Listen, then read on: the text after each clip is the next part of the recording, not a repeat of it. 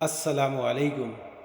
رسول اللہ صلی اللہ علیہ وآلہ وسلم نے فرمایا، ان دنوں یعنی ذی الحج کے 10 دنوں سے بڑھ کر کوئی بھی دن ایسا نہیں کہ جس میں نیک عمل کرنا اللہ تعالیٰ کے نزدیک ان دنوں کے نیک عمل سے زیادہ پسندیدہ ہو۔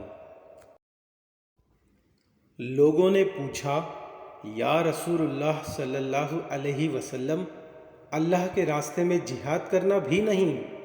آپ صلی اللہ علیہ وسلم نے فرمایا، اللہ کے راستے میں جہاد کرنا بھی اتنا پسند نہیں، مگر جو شخص اپنی جان اور مال لے کر نکلے اور پھر لوٹ کر نہ آئے۔